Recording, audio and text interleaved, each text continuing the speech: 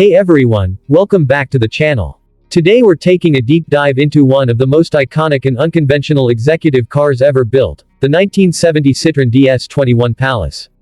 We'll cover what makes the car so special, its exterior styling, interior ambience, how it performs, and ultimately whether it still holds up today. Let's get into it. Exterior. First up, the exterior. The DS Pallas isn't just any 1970s sedan, its styling is downright futuristic for its era. With a flowing, aerodynamic silhouette, covered rear wheels on earlier versions, and that sweeping roofline, it stands out in a sea of boxy cars. Specifically for the 1970 model year, the DS Pallas is about 4.87 meters long and 1.80 meters wide. The Pallas name denotes a higher trim level of the DS series, bringing extra luxury touches and more refined finishes compared to base models. On the front, you'll spot the distinctive single-spoke steering wheel visible from the outside, and the car's unique hydropneumatic suspension allows the ride height and stance to be very different than typical cars of the time. It seems to float. If you pay attention, you'll see the DS's wheel arch design and chrome detailing tailored for the Pallas version, giving it a more elegant presence. The paint choices and roof contrast options, like a lighter roof over a darker body, were part of the luxury appeal. One example from a full restoration describes blue plated with grey palladium roof. The overall vibe is clear. This car doesn't hide its luxury and engineering, it radiates it. For a modern viewer, the styling is simultaneously elegant and exotic, something you seldom see in 1970 sedans. Interior. Next up, the interior. Stepping into the DS Pallas is like stepping into a different era of automotive thinking, one where comfort, technology and uniqueness mattered more than rigid conventions. One of the most memorable design features is the single-spoke steering wheel. It's not just for show, it was part of Citroën's design philosophy to reduce obstruction of the instrument panel and provide clear visibility. The dashboard layout for the 1970 model year was updated to include three large round dials grouped together, giving the driver clear and immediate information. As for comfort, the Pallas trim brought finer materials and more attention to detail. Better upholstery, often leather or high-grade fabric, headrests, more luxurious finishing touches, and enhanced features of the Hydropneumatic ride system that made the cabin feel incredibly smooth.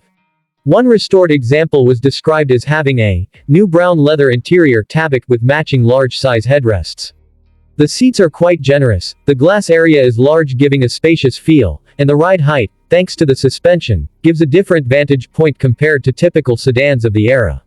The overall interior vibe is elegant, unusual, and comfortable, modern for its time, with a bit of French flair and technological confidence that gives it serious character. Performance. Now let's dive into the performance side of things. Under the hood of the 1970 DS Pallas you'll find a 2175cc inline-4 petrol engine. In the higher specification, i.e., or injection version offered in Europe mid-1970, this engine produced around 123 horsepower and 135 pound-feet of torque. The top speed is around 117 miles per hour, and 0 to 60 takes about 11 to 12 seconds depending on the version.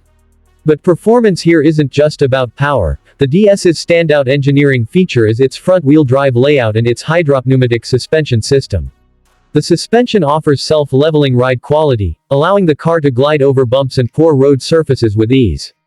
The front-wheel drive gives it unique handling characteristics compared to the more common rear-wheel drive executive sedans of the era. Curb weight is around 1,350 kilograms, and while it's not light, the DS was never about outright speed, it was about refined, composed cruising. Fuel economy is around 11.5 liters per 100 kilometers, which is roughly 20 miles per gallon in the US. So to summarize, the DS Pallas offers strong comfort and intelligent engineering rather than outright performance. It excels in ride quality, luxury and uniqueness rather than beating the sports car next to it. So what's the verdict on the 1970 DS Pallas? Pros. Iconic and striking design that still turns heads today. Exceptional ride comfort and engineering sophistication, especially the hydropneumatic suspension and front-wheel drive layout.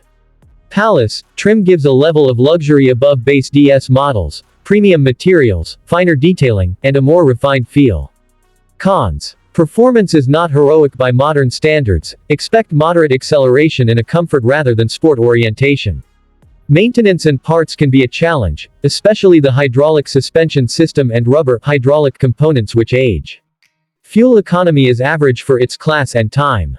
Who is it for? If you're a classic car enthusiast who values style, engineering heritage and comfort, and you're willing to invest in upkeep, the DS21 Pallas is a dream. If you're after fast lap times or a hardcore sports driving experience, you might look elsewhere. Final thoughts. The 1970 DS21 Pallas stands as a testament to French automotive innovation. It blends luxury, advanced suspension, unique design and comfort in a way that few other cars of its era did. Nearly 55 years on, it remains a distinctive and desirable classic. Thanks for joining me on this tour. If you enjoyed this video, please give it a thumbs up, subscribe if you haven't already, and let me know in the comments what you think of the DS Pallas. Would you drive one? Until next time, take care and see you on the road. Alright folks, thanks again for watching. If you enjoyed this deep dive into the 1970 Citroën DS21 Pallas, check out the links in the description for more specs and photos. I'll catch you in the next one. Bye.